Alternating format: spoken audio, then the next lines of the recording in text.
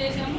చేసినప్పుడు కూడా సార్ ఏం చెప్పారంటే ఏదో మీరు రేట్లు ఫిక్స్ చేయాలి, లేకపోతే ఇప్పుడు మీరు ఎవరికన్నా పబ్లిక్కి ఎలా తెలుస్తుంది మీరు ఎంత రేటుకి వెళ్ళాలి ఏంటి అన్నది. ఒక ప్లేస్ నుంచి ఒక ప్లేస్కి మీరు రేట్ ఫిక్స్ చేసినా బాగానే ఉంది. అలా ఫిక్స్ చేసిన రేట్లు లేవు. అప్పుడు కూడా రేట్లు ఫిక్స్ చేసి ఇమ్మని చెప్పాము. అప్పుడు మీరు ఎవరు తీసుకొని రాలేదు. ఇది మళ్ళీ ఇంకొక 6 గ్రీవెన్స్ వచ్చింది. ఓకే, ఆ ప్యాసింజర్ ప్రతిసారి ప్యాసింజర్లే పెడుతున్నారు. ఆ రైల్వే స్టేషన్లో దిగుతున్నాము, మేము ర్యాపిడో ఆటో బుక్ చేసుకుంటాము, అక్కడికి రాము, మీరు స్టేషన్ బయటికి నడుచుకుని రండి అని అడుగుతున్నారు. ఎందుకు అంటే అక్కడ ఉన్న ఆటో స్టాండ్ వాళ్ళు మమ్మల్ని లోపలికి రానివ్వరండి, అందుకని మీరే బయటికి రండి అని చెప్పి వాళ్ళే ఏ ఆటో బుక్ చేసుకున్నా ప్రతి ఆటో ఇలాగే చెప్తుంది. సో వాళ్ళు దీనికి గ్రీవెన్స్ పెట్టారు. ఇప్పుడు దీనికి మాకు సొల్యూషన్ చెప్పాలి.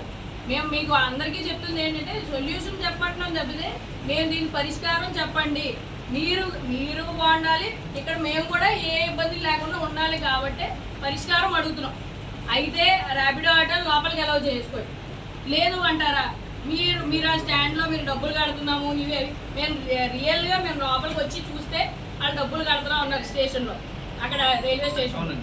ఆ రైల్వే స్టేషన్లో డబ్బులు కడుతున్నారని చూసిన తర్వాత మేము కూడా అది ఇప్పటి వరకు తెలియదు, మాకు ఐడియా లేదు. అదే మరి 7,000 రూపాయలు డబ్బులు కట్టడం అంటే సంవత్సరానికి చాలా ఎక్కువ. ఆ డబ్బులు కట్టి మళ్ళీ మీకు ఏ కిరాయి లేకుండా ఉండడం అన్నది కూడా కరెక్ట్ కాదు కాబట్టి సో ఆ డబ్బులు